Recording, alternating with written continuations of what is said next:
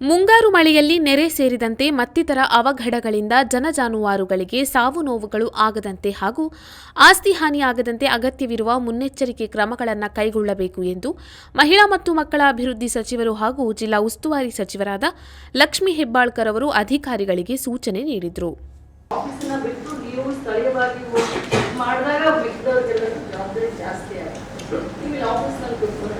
ನೀವು ಹೋಗಿ ನೋಡಿದ್ರೆ ಒಂದೆರಡು ಪಂಚಾಯತಿನ ಒಂದೆರಡು ದೊಡ್ಡ ದೊಡ್ಡ ಎಲ್ಲಿ ಲಾಸ್ಟ್ ಟೈಮ್ ನಮ್ಗೆ ತೊಂದರೆ ಆಗಿದೆ ಅನ್ನೋದು ಆಲ್ರೆಡಿ ನಮ್ಗೆ ಗೊತ್ತಿರುತ್ತೆ.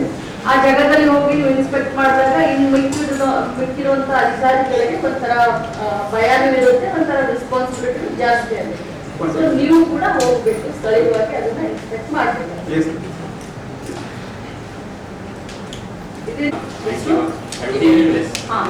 ಈಗ ನಿಮ್ಗೆ ಅಭಿನಂದನೆಗಳು.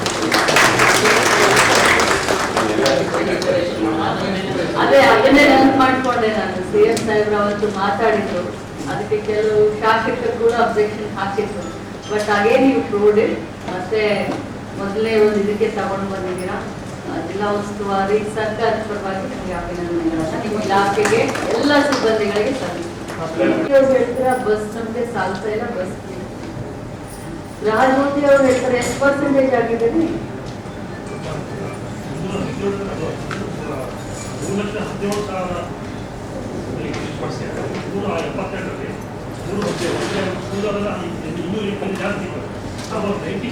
ಅದು 96%. ಬಸ್ಸದ್ದು ಇನ್ನು ನಮ್ಗೆ ಬೇಡಿಕೆ ಇದೆ.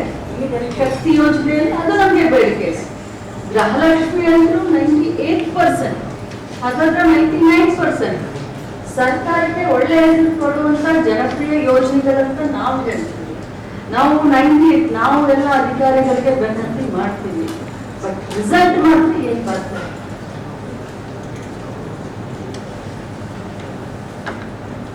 ಬೆನಿಫಿಟ್ ಬೇಕು, ಒಳ್ಳೆ ಸರ್ಕಾರ ಅಂತ ಹೇಳುದು, ಒಳ್ಳೆ ಇನ್ನೂ ನಮ್ಗೆ ಬಸ್ ಬೇಕು ಅಂತ ಹೇಳುದು. ಬಟ್ ಅದರಿಂದ ನಮ್ಗೇನು ಪೊಲಿಟಿಕಲ್ ಆಗಿ ಇವತ್ತು ಸರ್ಕಾರ ಕಾಂಗ್ರೆಸ್ ಇದೆ, ನಿಮ್ಗೆಲ್ಲ ನೆನಪಿರ್ಲಿ.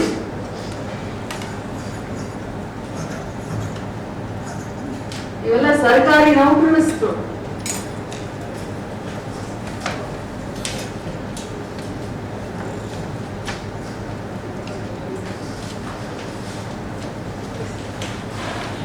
ನನ್ನ ಬಗ್ಗೆ